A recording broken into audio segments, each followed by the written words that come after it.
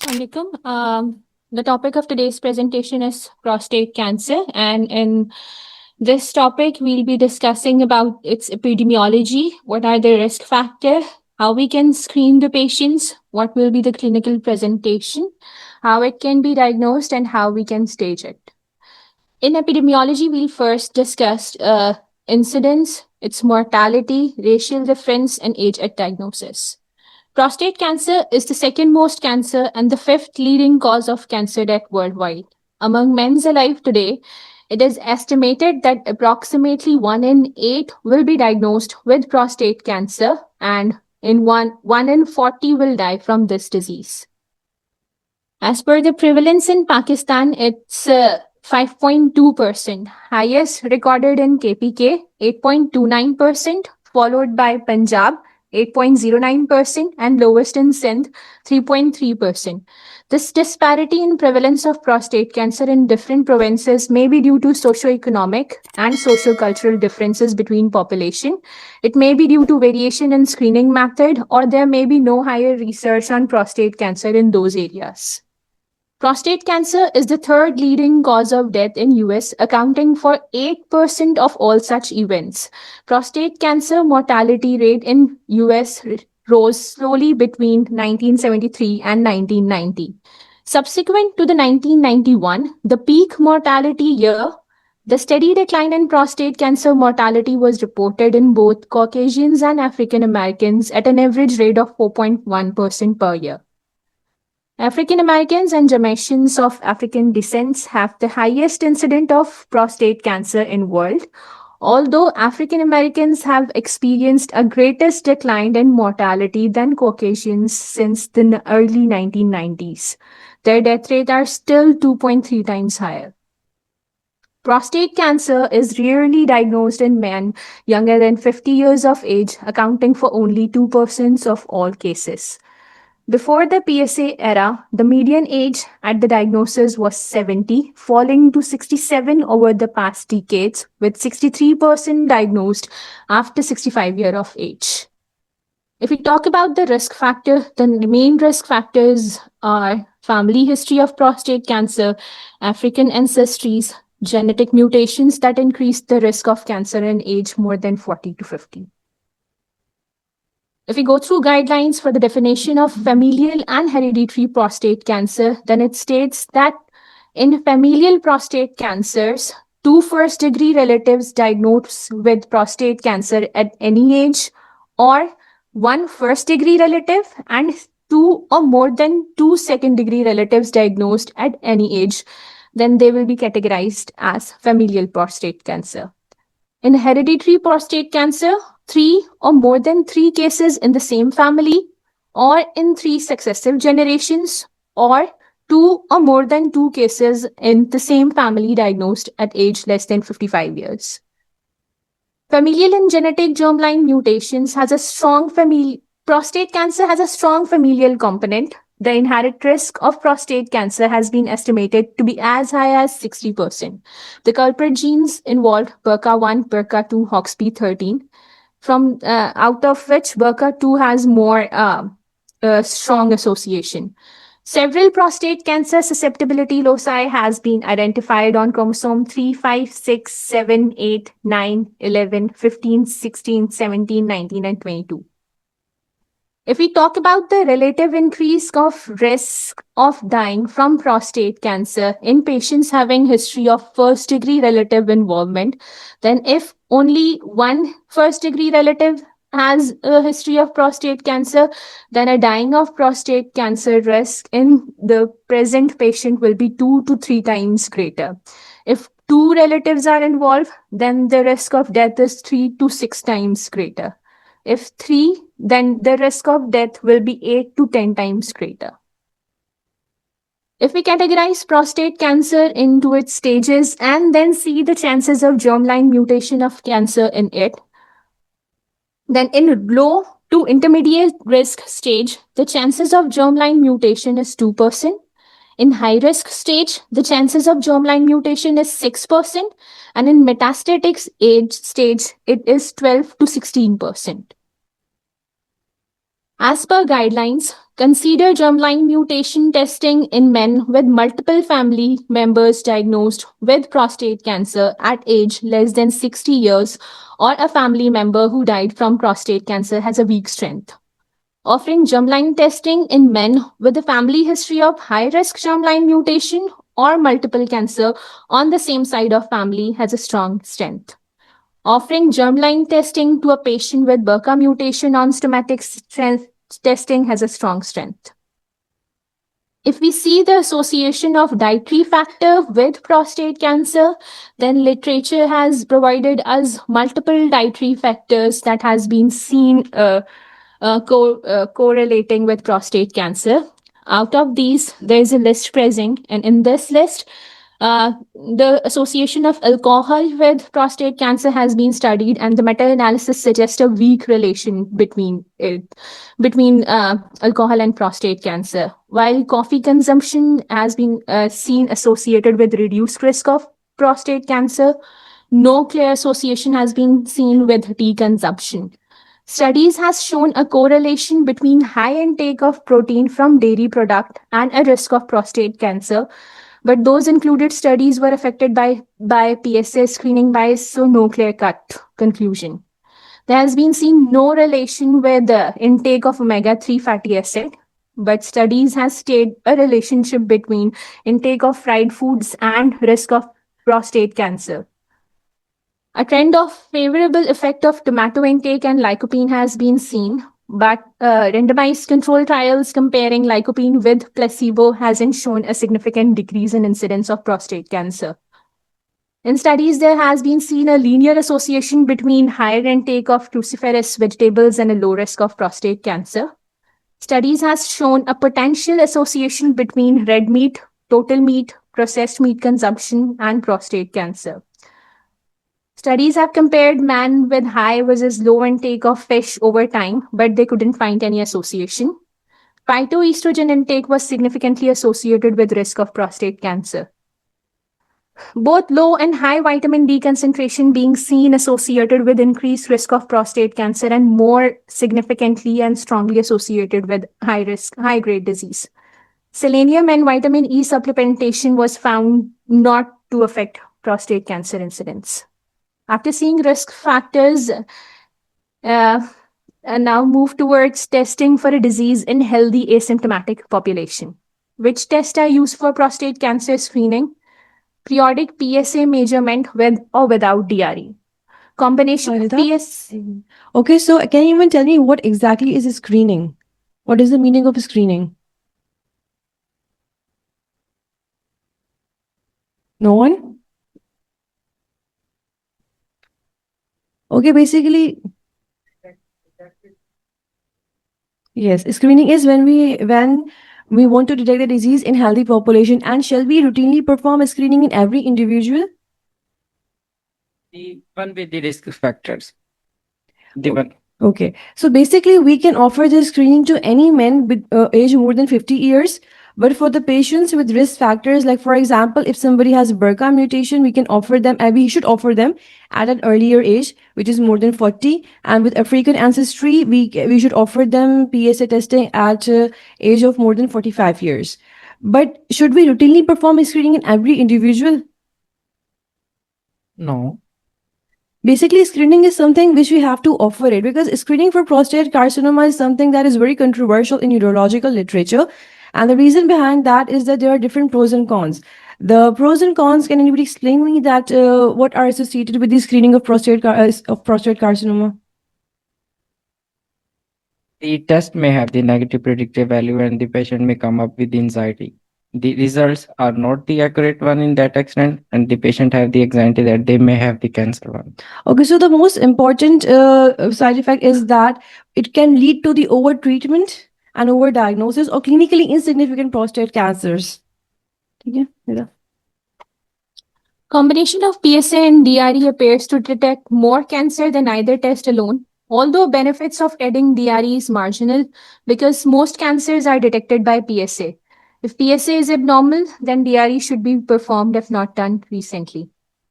Use of PSA as a screening has had the greatest impact on incidence and potential mortality of prostate cancer worldwide. Since the introduction of PSA tests, lifetime risk for prostate cancer in USA has nearly doubled from 7.8% to 12.9%, and the risk of dying from this disease has decreased from 3% to 2.5%. Who should be screened and at what age? It should be offered to men with life expectancy more than 15 years.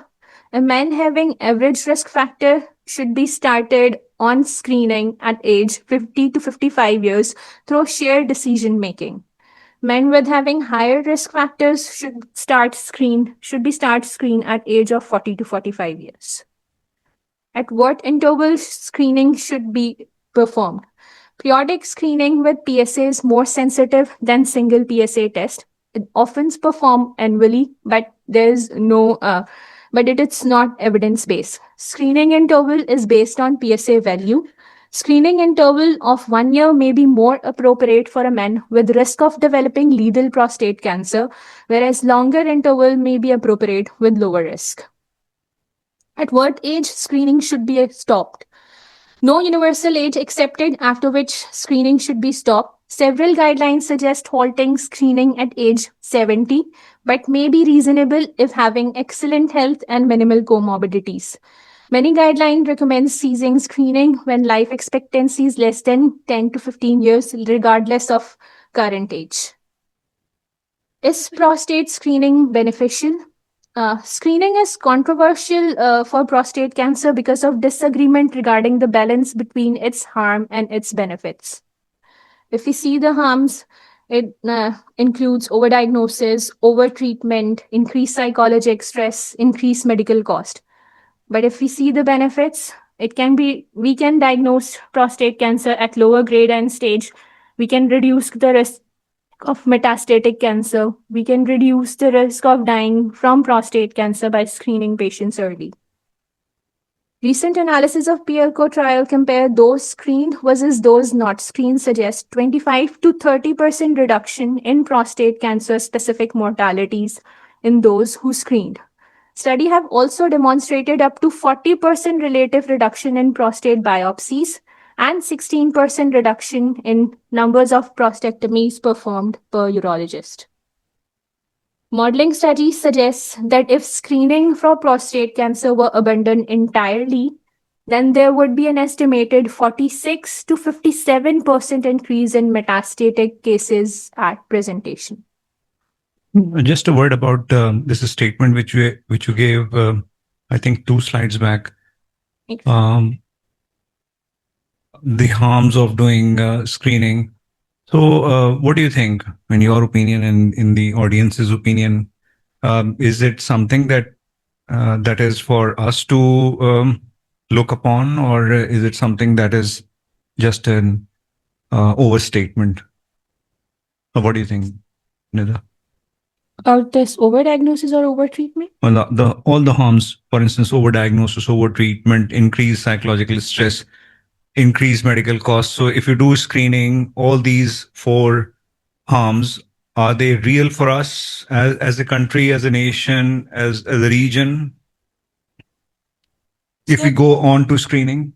Overall, in literature, I've seen that PSA start rising 6 to 13 years before symptoms appear. If we screen our population, we are counted in underdeveloped countries, and if we screen such patients जो कि इतनी दूर से travel कर cost लेकर आ रहे हैं और हम उन्हें एक साइकोलॉजिकल स्ट्रेस देते हैं, फिर उनका बार बार स्क्रीनिंग के लिए आना जाना will cost more to them. So just a little bit about psychological stress. So what do you think? What is that kind of a stress? Patient दूर से चल के आ रहा है, ये stress है? नहीं, पेशेंट दूर से चलकर आ रहा है और हम उसको स्क्रीन कर वो we screen healthy patients. एक healthy patient को हम ये कहते हैं कि you are having a risk of cancer. Yeah. So this will cause a burden on his mind. शायद उसकी working impaired हो ये सोच कर के वो बीमार है. अच्छा, चलें इसको हम दूसरे एंगल से देख लेते हैं. For instance, I want to know your opinions about all those who are sitting back at the back. Uh, एक ऐसी कंट्री जैसे पाकिस्तान है where there is no screening protocol, where there is no such thing as organized healthcare system. अगर हम screening की बात करते हैं तो हम कहीं ना कहीं छुपने की कोशिश करते हैं ना, हमारे पैसे नहीं है, हमारे पास ये नहीं है, हमारे पास वो नहीं है। लेकिन एक चीज और भी तो नहीं है, हमें ये भी तो नहीं पता कि जिस चीज को हम कह रहे हैं कि it is like overall urological cancers are 4.5% of the total workload of a urological setup. So what are, is it real 4.5% or is it something which is like center specific? Is it something कि किसी ने पूरे पाकिस्तान का कोई health survey किया है? इसलिए कि ये तो अनरियल है।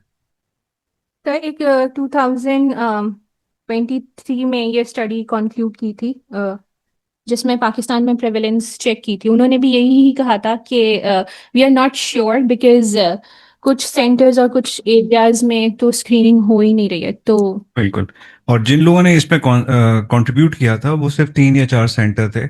और अगर ये आपकी ग्लोबोकैन की स्टडी है और ग्लोबोकैन का वो है सारा एस्टिमेट है, तो उसमें सिर्फ पाकिस्तान से 4 सेंटर्स थे जिन्होंने अपना पूल इन किया था of prevalence rate. So this is nothing like an incidence rate. So ये तो वैसे भी एक फॉल्स है। हमने कभी सर्वे तो किया ही नहीं, हमें ये भी नहीं पता कि हमारी पॉपुलेशन है कितनी। अगर हम वहां से चलें, so everything down the line is actually not real. So when we live in a non-real kind of a world, तो सारी चीजें जो है ना कहीं जम्बल्ड अप हैं।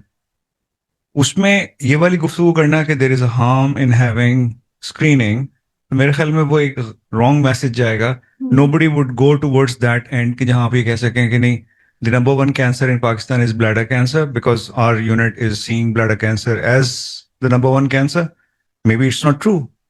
Maybe prostate cancer is the number 1 cancer as it is all over the world. Maybe we haven't seen into the pool of patients who are having a lot of problems with prostate. So a person who is crossing the age of 50, if that person somehow from maybe insurance agency or whatever, वो अगर एक PSA करा ले and that comes in under the umbrella of screening, तो वो कम से कम ये तो पता लग जाएगा हम कहाँ खड़े कहाँ हैं। So that is not something which is like over treatment, over statement और psychological stress. It is knowing yourself where you are standing. हमें तो ये नहीं पता कि हमारी नेशन खड़ी कहाँ है। तो इसलिए मेरे ख्याल में ये साइकोलॉजिकल स्ट्रेस को अगर आप ये कहते हैं कि हाँ ठीक है, it might be a little bit of burden on the pocket of patient कि उसको हॉस्पिटल तक आना है, और अगर हॉस्पिटल जो है उससे चार्ज कर रहा है एक टेस्ट के लिए, तो फिर तो उसकी बात हो सकती है। अदरवाइज जैसे कि हमारा सेटअप है कि हम तो पेशेंट से पैसे नहीं ले रहे ना, तो पेशेंट को सिर्फ आना है। इसीलिए हमने पूरी अपनी थ्योरी चेंज कर दी कि जो प्रोस्टेट क्लिनिक है, it is not a clinic for benign prostate. पहले लोगों ने ये कहना शुरू कर दिया था ना, it's a clinic for benign prostate. It's not a clinic for benign prostate, it's a clinic for seeing patients, picking out patients who are somewhere swimming around the pool of benign prostate having prostate cancer. वो patient कभी भी आपके सामने नहीं आएगा, जैसे आपने कहा कि these are all healthy people. वो कभी भी आपके सामने नहीं आएगा इसलिए उसको सिम्टम्स ही नहीं हो रहे। अगर उसको बैक एक होती है तो वो ये कहता है कि नहीं नहीं मैं तो शायद वजन ज्यादा उठा लिया था। कोई कभी ये नहीं सोचेगा कि ये तो मेटास्टेसिस हो गई है।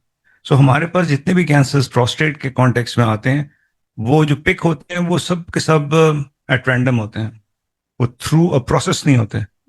और अभी भी आप देख लें कि आपके पास जो पोर्टल ऑफ एंट्री है, it's not one, it's many. For instance nobody follows the rule. कुछ वहां से आ जाते हैं क्लिनिक से, कुछ इस क्लिनिक से आ जाते हैं प्रोस्टेट जो हमारी ऑन्कोलॉजी क्लिनिक है, कोई जानने वाला मिल जाता है आपको सड़क पे, है ना। सो ये जो चीज है इसको हम ऑर्गेनाइज करना है। जब तक हम ऑर्गेनाइज हॉस्पिटल में नहीं करेंगे, नेशन कैसे ऑर्गेनाइज होगी। तो उसमें ये जो स्क्रीनिंग का कॉन्सेप्ट है, मेरे ख्याल में it should always be discussed with a kind of with a pinch of salt, so to say. So ये कभी भी हम इसको माइनस नहीं कर सकते just because of the reason कि we don't have money in our pocket. It should be there as a wish list. मेरा कहने का मकसद ये है कि कभी ना कभी तो पैसे आएंगे ना, फिर हम बात करेंगे। we see guidelines on screening and individual early detection. An asymptomatic man with a PSA level between 3 to 10 nanogram per ml and a normal DRE, repeating the PSA test prior to further investigation has a weak strength. In asymptomatic men with a PSA level between 3 to 20 nanogram per ml and a normal DRE, using MRI as a tool for biopsy indication has a strong strength. While using risk calculator, providing calibration for a particular population, and additional serum and urine biomarker test has a weak strength. Guidelines suggest do not subject men to PSA testing without counseling them on potential risk and benefits. It says offering an individualized, risk-adapted strategy for early detection to a well-informed man with life expectancy at least 15 years has a weak strength. Offering early PSA testing to a well-informed man at elevated risk of having PSA. Those men are men from age of 50 years onward, men of age 45 years, and history of family prostate cancer, men of African descent with age 45 years, men carrying BRCA2 mutation from 40 years of age has a strong strength rating. Offering a risk-adapted strategy with follow-up interval of 2 years for those initially at risk, like men with PSA of more than 1 nanogram per ml at age 40 years, men with PSA of more than 2 nanogram per ml at 60 years of age, postponing follow-up to 8 years in those not at risk has a weak strength. Stop early diagnosis of prostate cancer on life expectancy and performance status. Men who have a life expectancy of less than 15 years are unlikely to benefit as a weak, strong strength. अच्छा, इसमें एक चीज है we have got an opportunity and a downside to the whole story of genetic counseling. For instance, we have got a clinic here in our unit, the breast clinic. Now, in breast clinic, there are a lot of patients. All these patients do have family, and all these families do have men. So, if patients with breast cancer have got BRCA2, so these are the people who, if we go into their families, we can easily pick them the male side and can screen them. So this is one way of doing about from another angle. So if you are into the business of changing the paradigm, you can change the paradigm which is not written anywhere in the world, right? So it is always something which is like an obsession. If you are obsessed with knowing your population, treating someone with a proper diagnosis, and knowing where we are, तो उसके लिए तरीके हैं, अभी भी हम कर सकते हैं इसको, लेकिन nobody has ever thought about it कि ये जो सारी इतनी खवातीन हैं, सिर्फ ये नहीं हमारे यूनिट में, बल्कि ब्रेस्ट क्लिनिक्स तो बहुत हैं, कराची में बहुत सारी मिल जाएंगी.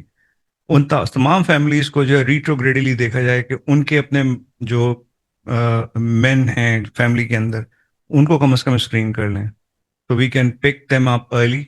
और आपकी वो बात के if they have got 15 years plus in their life, so they would better be off with a quality of good quality of life. So rather than diagnosing a person at 70 or 80 years of age, when there is nothing in front of that person in terms of time, you can early, if you diagnose it early, you can do a lot of things. So,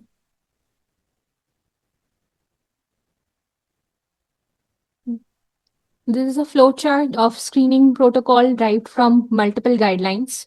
For a men age 40 to 45 years and life expectancy more than 10 years, then discuss risk and benefits of screening for prostate cancer. See if any of the following risk is present. If there is a history of family cancer, family prostate cancer, if he's from African ancestors, if he has a germline mutation BRCA2. If no, then offer screening at age 50 to 55 years. If yes, then start offer screening at age 40 to 45 years. Then see if the life expectancy is more than, if it is not more than 10 years, then stop screening. If it is more than 10 years, then if patient elect screening, perform PSA with or without DRE. If PSA is more than 3, consider obtaining other tests like risk calculator, like urine or serum biomarkers, including free PSA, PCA3, 4K score, etc. we can perform prostate MRI. We can see PSA density. If PSA density is more or equals to 0.15, it suggests the presence of prostate cancer. If all other tests indicates the need of biopsy, then perform DRE if it was not done, and then prostate biopsy. If prostate biopsy is not indicated, see the age of patient. If patient's age is less than 70 and PSA was less than 1, rescreen the patient in 2 to 4 years. If PSA was 1 or more than 1, rescreen in 1 to 2 years. If patient age is more than or equals to 70, patient's PSA is less than 3 and stable PSA, then we can stop screening. If patient's PSA is equals to or more than 3 or it's rising, rescreen in 1 to 2 years. How patients presents to us. Vast majority of patients are with early stage and they are asymptomatic. The presence of symptoms usually suggest locally advanced or metastatic disease. Patient in locally advanced or may present with obstructive or irritative voiding complaint. They may present with hematuria that results from growth of tumor into urethra or bladder neck or from its direct extension into trigone. Metastatic disease of bone may cause pain. Metastatic disease to vertebral column may present with impingement on spinal cord, which can be associated with symptoms of cord compression, including paresthesia and weakness of lower limb or urinary or fecal incontinence. In signs, we do DRE, and on DRE, we can palpate in duration or nodularity. However, most prostate cancer are not palpable at diagnosis, but negative DRE does not obviate the need of further evaluation in men with elevated PSA. Locally advanced disease with bulky lesional lymphadenopathy may lead to lymphedema of lower extremities. Specific signs of cord compressions may include weakness or spasticity of extremities and hyperreflexes bulbocavernous reflex. Diagnosis. It's an identification of disease among patients who are having signs and symptoms. In diagnosis, obviously, DRE is included.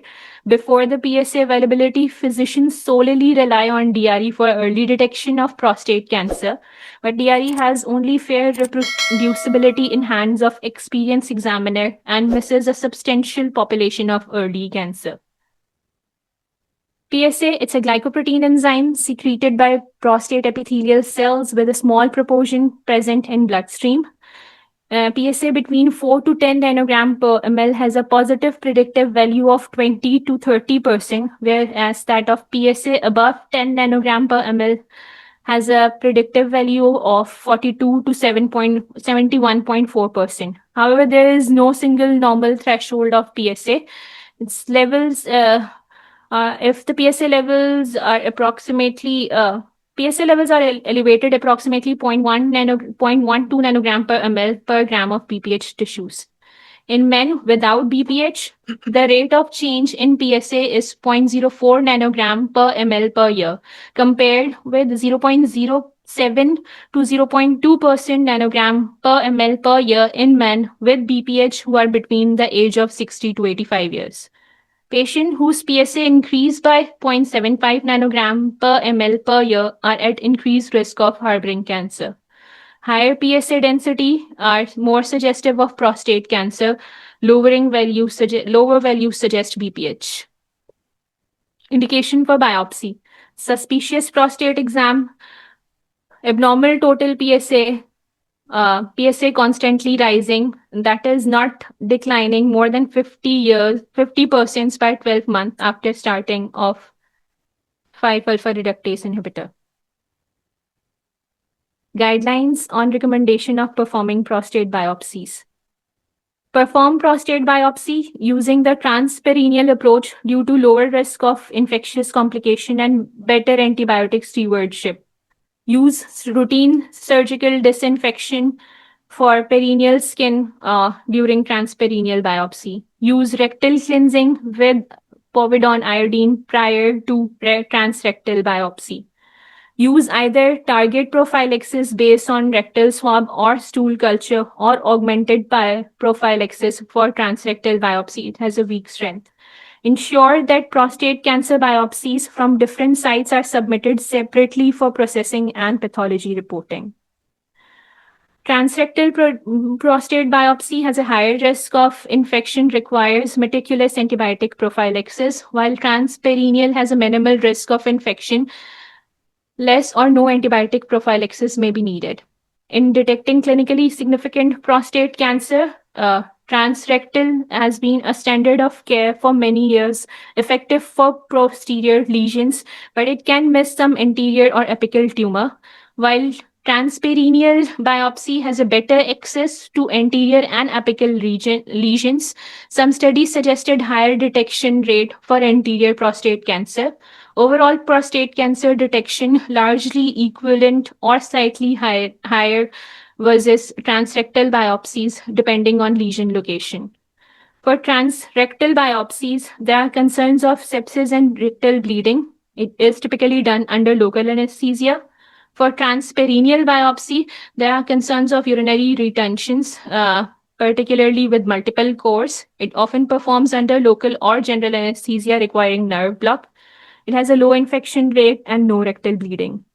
Transrectal biopsy is generally cheaper and more widely used in many centers, while transperineal has higher initial cost, long learning curve for operator, fewer hospital readmissions for infections. Transrectal biopsy is quick procedure done in office setting, while transperineal require more extensive setup, longer procedure time initially. Systemic core biopsy. For at least 12 systemic cores that sample lateral peripheral and parasagittal peripheral zone has been indicated. Taking more than 12 core may slightly increase negative prediction value, but it increased detection of clinically insignificant cancer. Transitional zone biopsy is not recommended during initial systemic biopsy because of its low yield in this setting. Additional systemic cores are obtained if the prostate size is large, that is of more than 50 cc. Cores are obtained from suspicious area detected on DRE or imaging.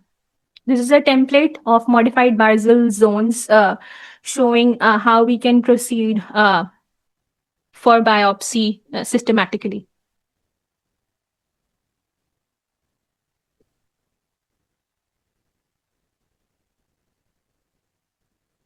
This is a video of Transrectal biopsy. Transrectal biopsy is the most commonly performed biopsy to obtain a tissue sample of the prostate for evaluating diseases like BPH and prostate cancer. In this procedure, a thin biopsy needle is inserted into the prostate through the rectum. Generally, transrectal biopsy is guided by the transrectal ultrasound, TRUS, that provides images of the prostate, which help guide the placement of the biopsy needle at the right location.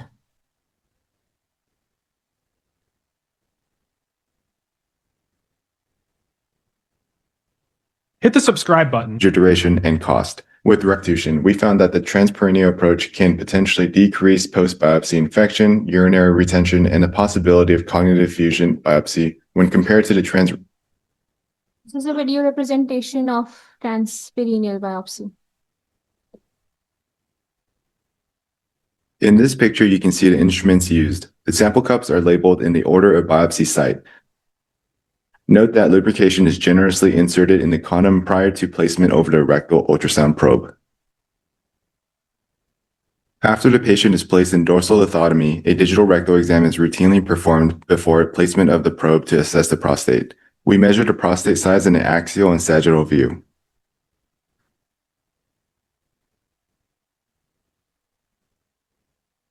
Here we clamp the sliding carriage onto the probe. It is important to ensure it is aligned with the 12 o'clock position on the ultrasound. Proper alignment will allow the user to visualize the needle going in and out. Next, we mark the skin at the most lateral aspect of the prostate for needle entry.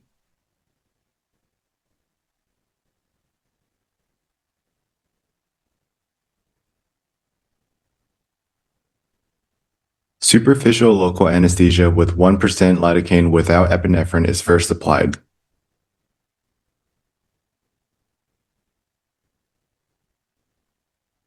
This is followed by deep tissue anesthesia, 15 cc 1% lidocaine without epinephrine deep to pelvic floor muscles at the prostatic apex bilaterally. No posterior or perirectal block is needed.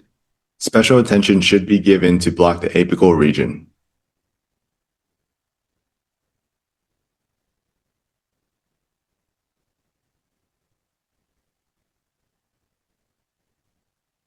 We know that prostated nerve plexus run at 5 o'clock and 7 o'clock in posterior lateral aspect between prostate capsule and the non-villus fascia.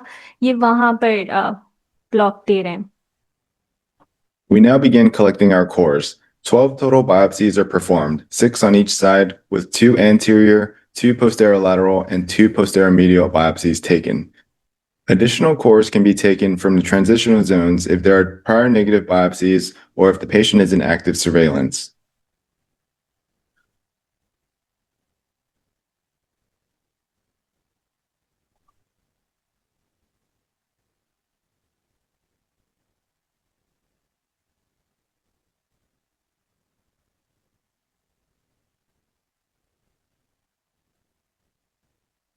By using this way, they will proceed and sequentially takes systemic course for the biopsy.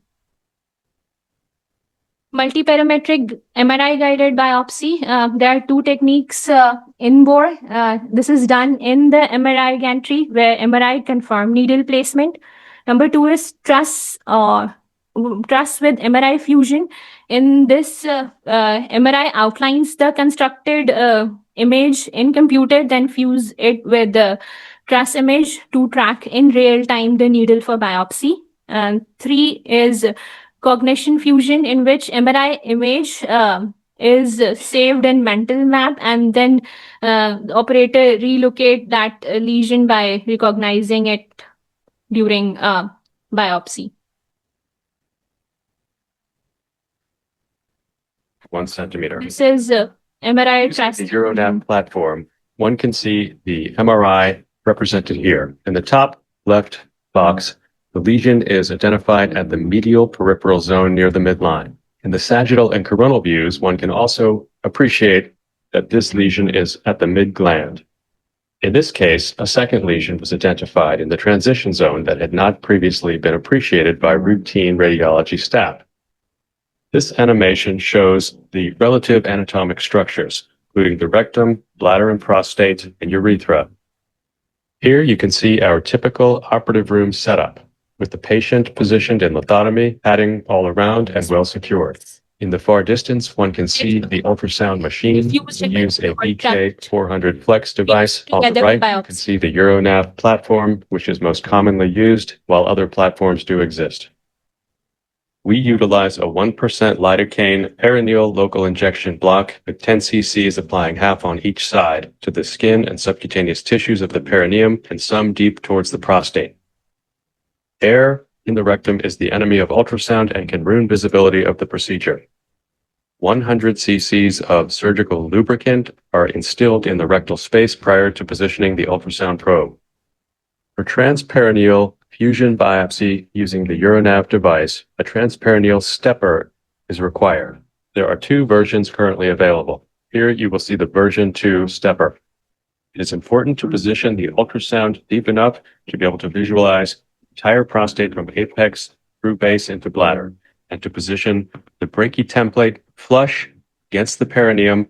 It is also critical to position the patient properly such that the hips are even with the end of the table and not shifted in any way that will disrupt the angle of the stepper and brachy grid against the skin. The first step in this process is to sweep through the prostate from one side to the other. The Euronav device captures the swept images. Next is the segmentation step. The surgeon will identify each side, right and left, top and bottom, as well as apex and base, as seen here, and the software will then calculate what it thinks is the best representation of those marks. Using the blend button on the Euronav device, imaging from ultrasound and MRI can be overlaid and fused as seen here. Due to different positioning of the patient during real-time ultrasound in extended lithotomy position and supine MRI, there's a difference in the rotation of the prostate from real-time ultrasound and MRI. This must be adjusted with a rotational adjustment on the Urinav machine. A anatomic fiducial landmark, such as the pubis, or commonly the bladder neck, can help identify how much rotation and shifting to make on the ultrasound image to match it as well as possible onto the MRI image. The compute button can further fuse the imaging. The real-time ultrasound and MRI imaging are now fused. The target lesion or lesions can now be addressed. As seen here, the first target is at the left peripheral zone, medial mid-prostate. A graphic representation of this can be seen in the lower right grid. The target is highlighted in green and the entire prostate highlighted in pink. The bright pink line represents the biopsy guide, and this must be lined up within the target. A spot on the grid is identified within the target and clicked. This will make it appear bright. This is how it works. First, we take truss-guided image, then we fuse it with MRI. And as per guideline, EAU suggests that at least 3 cores from a suspected lesion should be taken during biopsy. Indication for rebiopsy after negative biopsy, a patient who's having rising total PSA, changes in DRE, previous biopsy findings suggesting multifocal high-grade prostate intraepithelial neoplasia or atypical SNR proliferation requires rebiopsy. Lastly, TNM staging on prostate cancer. T1 is tumor that are not palpable or visible by imagings. T2 are confined with prostate and palpable. T3 are extended through the prostatic capsules. T4 has spread outside the tissues of prostate and involved surrounding. In T1A is incidental finding during transurethral resection of prostate in less than 5% of tissue resected. In T1B, if more than 5% of resected tissues are involved. T1C is if a tumor are identified by needle biopsy. T2A, if half of the lobe 1 involved. T2B, if more than half of one lobe are involved. T2C, if both lobes are involved. T3A, unilateral extracapsular extension. T3B, bilateral extracapsular extension. T3C, if seminal vesicles are involved. T4A, if the tumor has spread to the neck of bladder or external sphincter or rectum. T4B, if it has involved floor or pelvic floor or the pelvic wall. Moving toward end staging, if cancer has spread to a single regional node not larger than 2 centimeter, it's N1. If it has spread to one or more regional lymph nodes size larger than 2 centimeter but not larger than 5 centimeter, it's N2. N3 is if cancer has spread to a lymph node of size greater than 5 centimeter. M0 is not metastasized. M1 is metastasis to distinct lymph node. This is M1A. M1B is metastasis to bone. M1C is to metastasis to other region of the body. Thank you. Any question?